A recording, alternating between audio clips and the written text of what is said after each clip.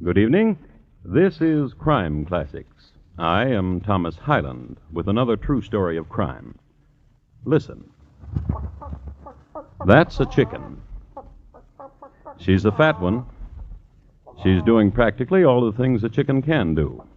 And besides all this cleverness, she's about to perform her primary function. She's going to be a dinner. The lady who carries the bird in her left hand is named Abby Durfee Borden, stepmother to Emma and Lizzie Borden. Mrs. Borden weighs over 200 pounds. The curved-handled axe she holds in her right hand is her favorite when she goes out amongst the chickens. Her favorite because with it she does such a neat job, which is more than I can say for the person who murdered Mrs. Borden and her husband, Mr. Borden. So tonight, my report to you on the bloody, bloody banks of Fall River. Crime Classics, a new series of true crime stories from the records and newspapers of every land, from every time. Your host each week, Mr. Thomas Hyland, connoisseur of crime, student of violence, and teller of murders. Now, once again, Mr. Thomas Hyland.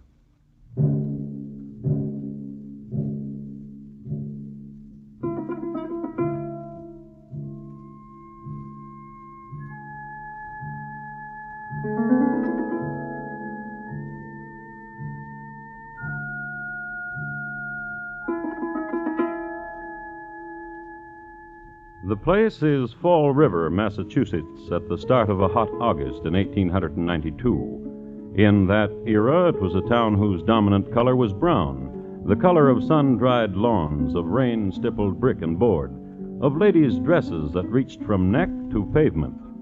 Next in popularity, as far as color went, was black. It was a stern time and a stern place, and bleak, where certain types of smiles were suspect, and where women only dared to stretch in the privacy of kitchen or boudoir. It was a time, too, when 18 was the age of marriage, and a single woman of 32 had to find surcease in this way: breaking saloons' windows, knitting, secretly tearing from the newspaper the latest picture of John L. Sullivan, also Jim Corbett, who was rumored to be more of a gentleman, or this way.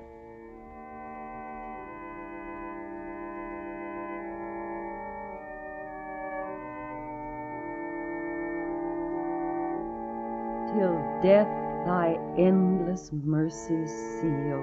Lizzie Borden's way.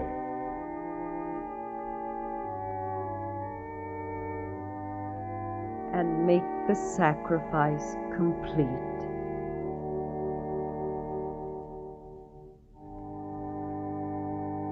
Amen. There now. How did you like that hymn? Oh, very much, Reverend Job. And then I shall write my brother to send me the rest of the new ones from New York. I trust your judgment, Miss Morton, implicitly. How is your brother? Oh, he's getting married. Married? Didn't I tell you? No. No, you didn't. I'm sorry. I think, Reverend, you might have let me know in another way. Less blunt. But you don't even know my brother. I hope you'll be very happy. I'm sure you do. Reverend. Yes, Miss Lizzie? And how much longer will you grieve? Dear Miss Lizzie. Your wife is gone now for 4 years. Dear, dear Miss Lizzie. How kind is your concern.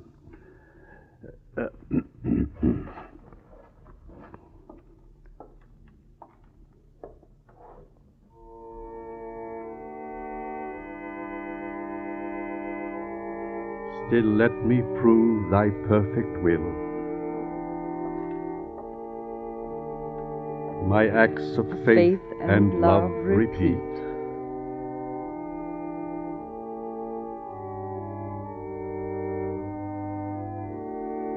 Till death thy endless mercy seal.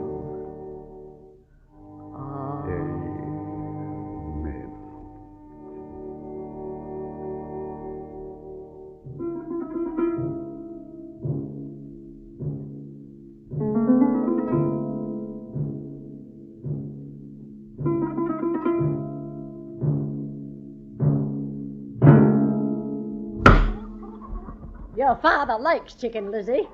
Chicken he shall get. Glad you came out to the backyard. You can do something for me besides picking pears from the tree. You're just jealous because you can't eat pears, Mrs. Borden, because you break out. Where you been, Lizzie? With the Reverend Mr. Jubb. He got some new hymns from New York. Why are you laughing? Oh, if I was a true mother to you instead of a stepmother, I'd tell you right out, you're never going to get married, Lizzie. New hymns from New York, your work with the Fruit and Flower Mission, none of these are going to help. If I was a true mother to you, I'd tell you all of those things, but tenderly. Yes, Mrs. Borden. And it eats inside you, doesn't it, stepdaughter? Yes, Mrs. Borden. You and your sister Emma, old maids. They say that about you. Did you know that? Yes. Yes, Mrs. Borden. Here. Least you can do is some work. You can pluck a chicken as well as anyone. Yeah, well, I do the other. Get used to being useful. That's a way to live, too. Take it. All right. Mrs. Borden? What is it? Aren't you concerned about yesterday? What about yesterday? About the barns being broken into. Some children, probably. Why should they break into the barn? Looking for iron for sinkers so they could fish. Not so delicate, Lizzie. You do it this way. This way. I told Mr. Jubb about the milk. What are you talking about? About the milk. What about it?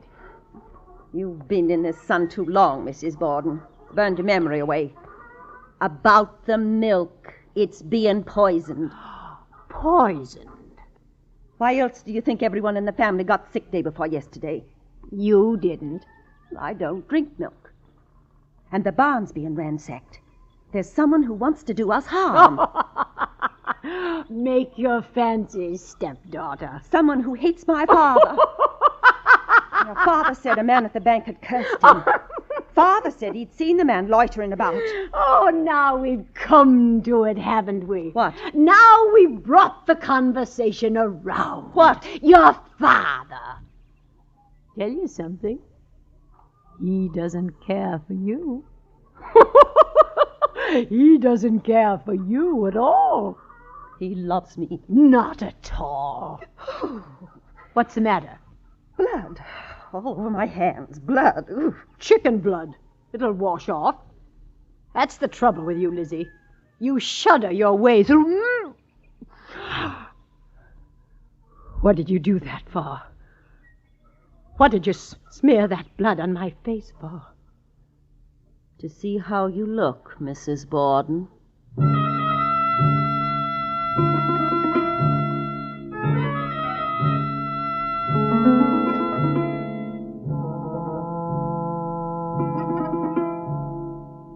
This is not exactly a healthy relationship between two grown people.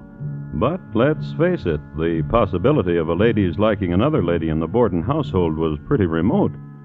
First of all, after the widowed Mr. Borden married Abby, he told his two daughters to do everything Abby told them, and often Abby would order Lizzie to do things right in the middle of plucking a pear from the backyard tree, and Lizzie dearly loved the pears from the backyard tree.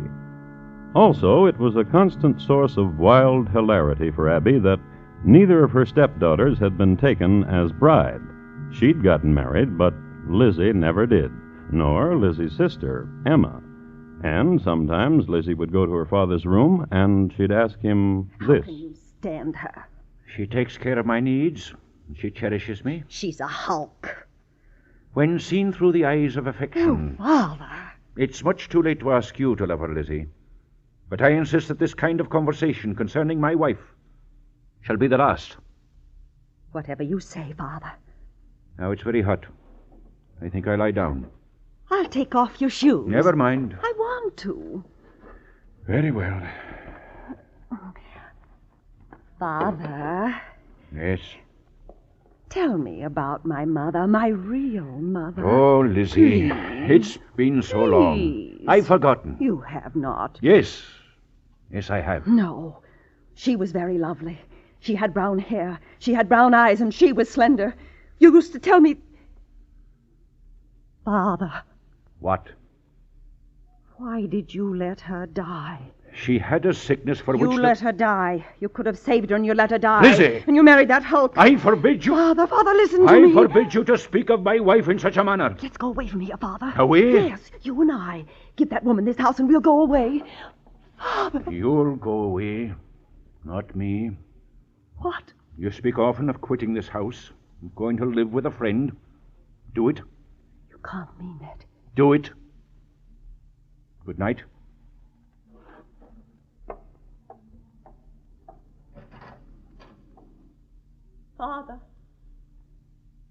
Father, I want you to know I always love you, no matter what you say to me. I know, and I'm sorry for you. Good night, Lizzie.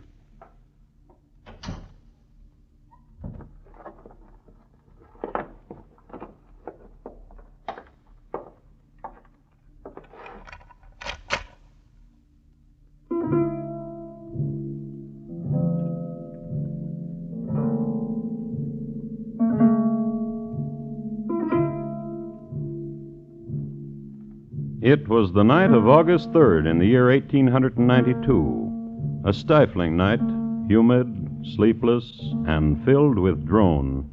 A million small sounds, continuous and insistent, made up of insects and dry grass and moist night clothes against moist bedding. And in the middle room of the second floor of number 92 2nd Street, Lizzie Borden walked. And walked. And grew warmer and walked.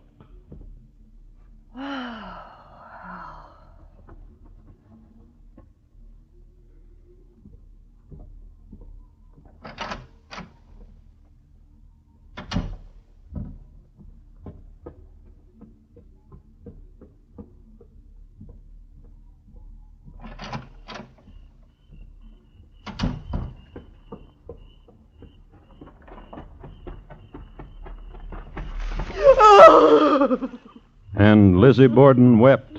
Her face pressed to the earth, she wept. And in a little while, for some reason or another, she got up and walked over to the pear tree and plucked a pear and ate it and smacked her lips, sweet with juice, at the moon. Lizzie Borden.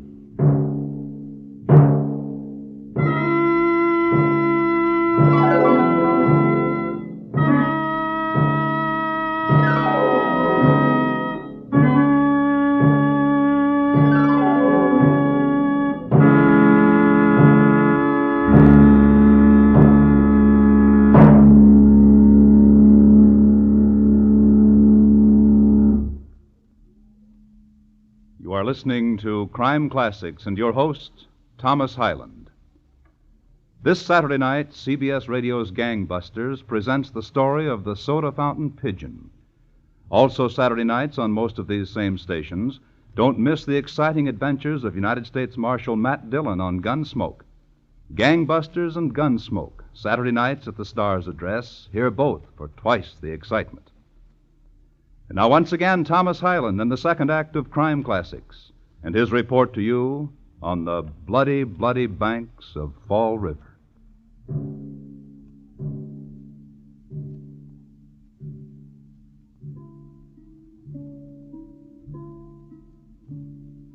I'd like to give you a brief rundown on the Borden family.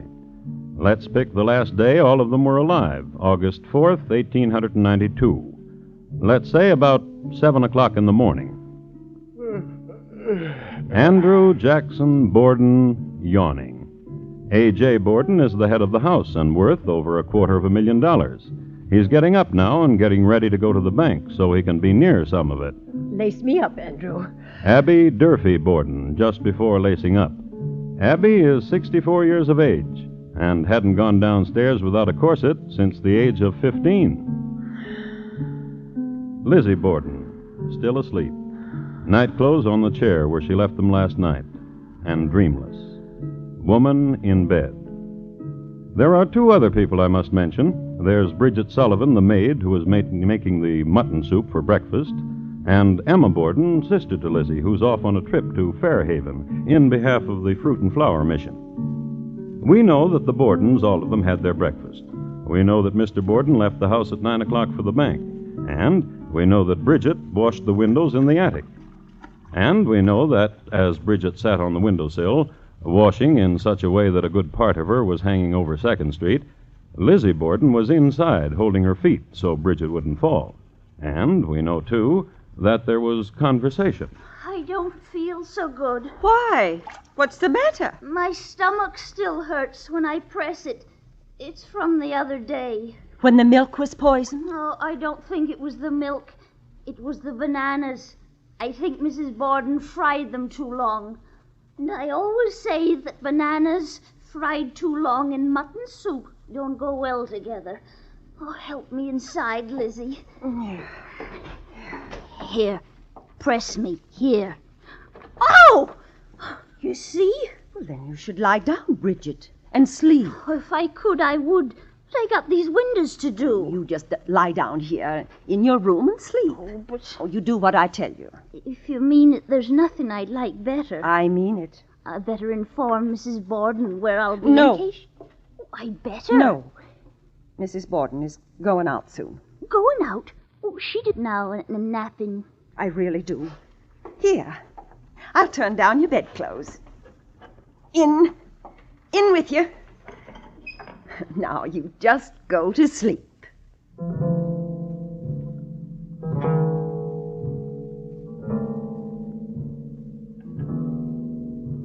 Saying that to Bridget, You go right to sleep. saying a thing like that was like putting chloroform under Bridget's nose. She was a snoozer, that one. When she worked, but get her on a feather bed, good night all, off she went. Lizzie tucked her in and watched over her for a few minutes, and then Lizzie went downstairs and into the guest room.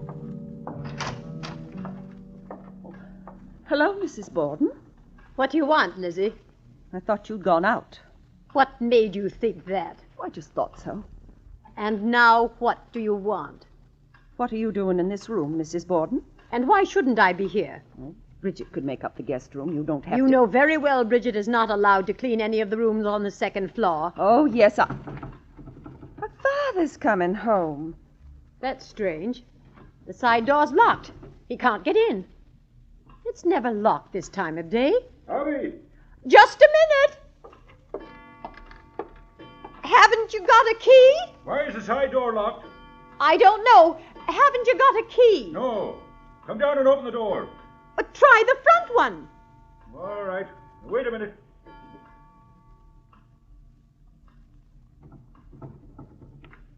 It's locked.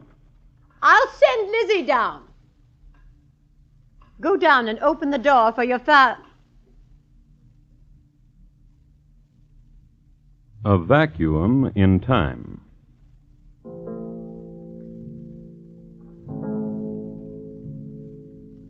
Here is where truth ends and knowledge. On August the 4th, 1892, at number 92 2nd Street in the town of Fall River, Massachusetts, the time between 10 and 11:15 a.m. is lost. Lost, that's the only word for it. Wrenched somehow out of the rest of time and lost. And started again when that happened.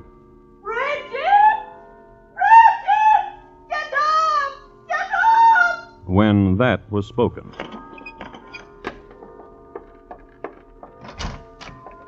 Did you call me, Miss Lizzie? Come downstairs, quickly! Someone came into the house and murdered Father! What? What did you say? Someone has murdered Father. Murdered him? With an axe. No, don't go in there. Go across the street and get Dr. Brown. Quickly.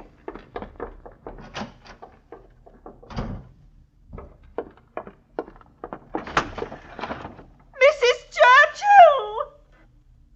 Mrs. Churchill! Please, come over. Someone has hit Father with an axe and killed him. Come in through the front door. It's open.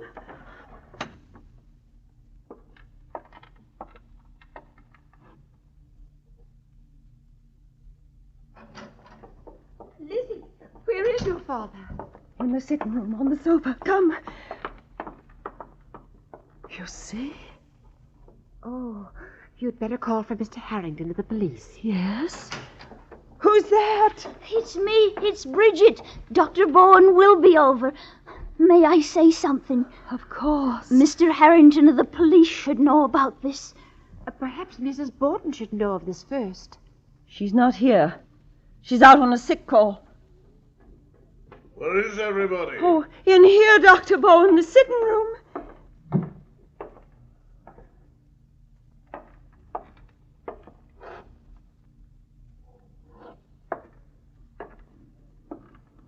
Your father is quite dead, my dear. Yes. I suggest you so inform the police. Inform Mr. Harrington. I'll see to it. You're very kind.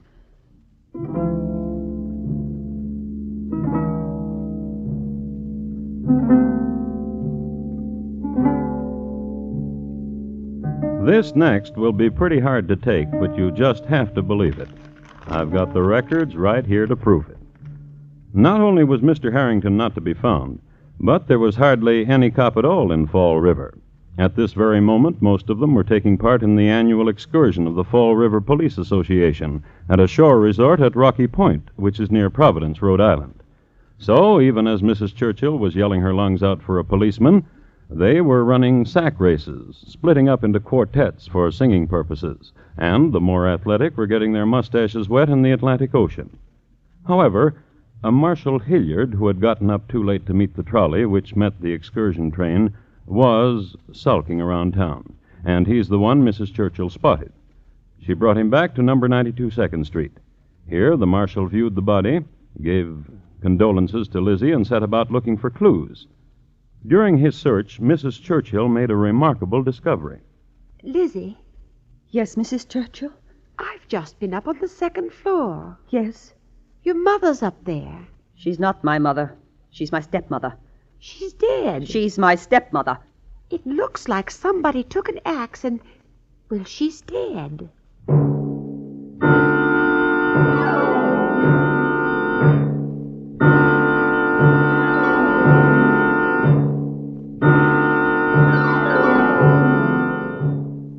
It was quite a troop who went upstairs to look in on Mrs. Abby Borden.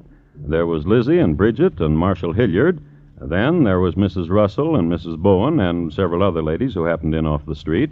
Then there was Dr. Bowen, and in a little while the Reverend Mr. Jubb happened in.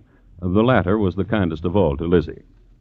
Finally, toward dusk, Mr. Harrington did appear, sun-tanned and sandy, and with both his striped bathing suits folded neatly in a strong brown paper.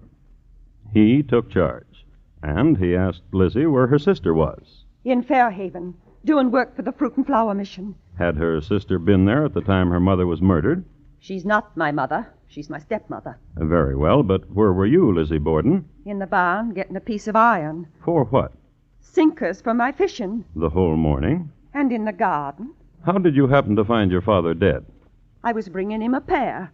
And the doctor? I would say your father was killed an hour and a half after your mother. What about that, Lizzie Borden? She's not my mother. She's my stepmother. Who do you think killed them then? The same man who poisoned the milk. The same man who broke into the barn. The same man who my father saw loitering. Don't you think it strange that Bridget was asleep and your sister out of town and you out in the garden, all of you out of the way for 1 hour and a half while your parents are murdered? Mrs. Borden cannot rightly be called a parent of mine. And these were the questions asked, and these the answers. Harrington asked them, the coroner asked them, the prosecuting attorney asked them. Yes, indeed, Lizzie was tried for murder, so there was a prosecuting attorney, and he asked them. These questions and a lot more. The trial lasted 13 days, and Lizzie Borden was adjudged not guilty. So, if Lizzie Borden was declared not guilty, we must assume this is the way our unknown murderer operated. Hot day on a busy street in Fall River. Murderer walking down it, carrying axe.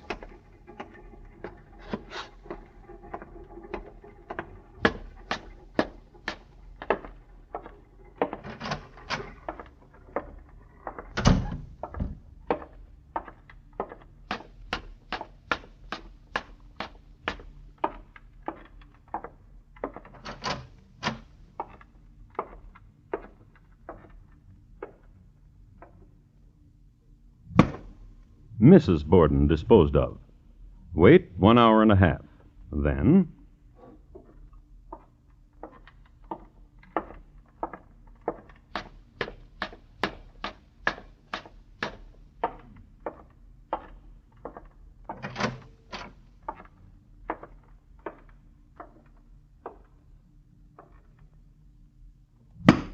Mr. Borden. Then...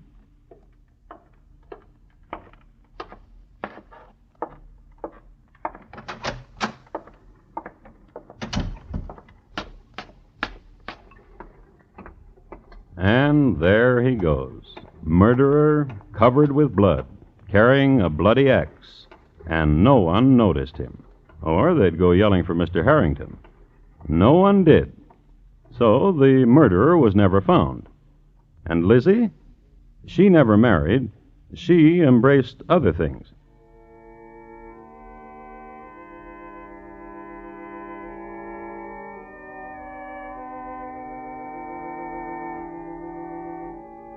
Till death thy endless mercies seal.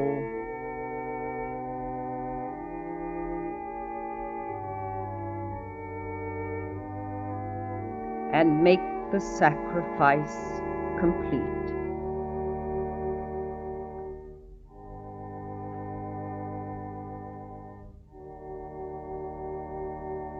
Amen.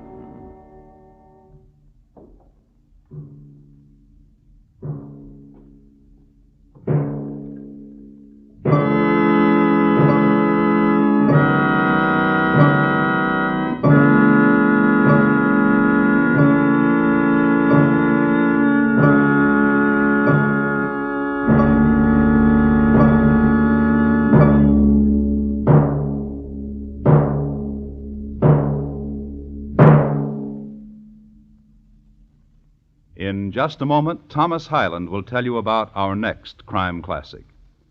Fall River, tonight's crime classic, was adapted from the original court reports and newspaper accounts by Morton Fine and David Friedkin. The music was composed and conducted by Bernard Herrmann, and the program is produced and directed by Elliott Lewis. Thomas Hyland is portrayed on radio by Lou Merrill. In tonight's story, Irene Tedrow was heard as Lizzie Borden. Featured in the cast were Jeanette Nolan, Betty Harford, Sarah Selby, Herb Butterfield, William Johnstone, and Paul Freese. Bob Lamont speaking. Here again is Thomas Hyland. Next week, Rudgley, England, in the year 1855, and a brilliant young medical man whose hobby was dead people and live racehorses. My report to you will be on The Hangman and William Palmer. Who won? Thank you. Good night.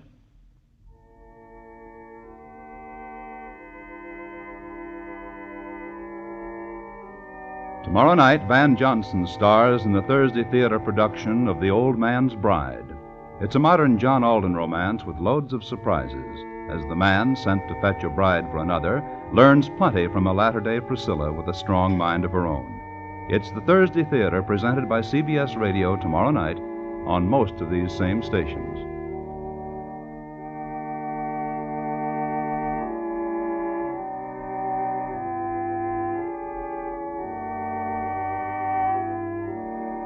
Thursday nights, Marlena Dietrich stars in Time for Love on the CBS Radio Network.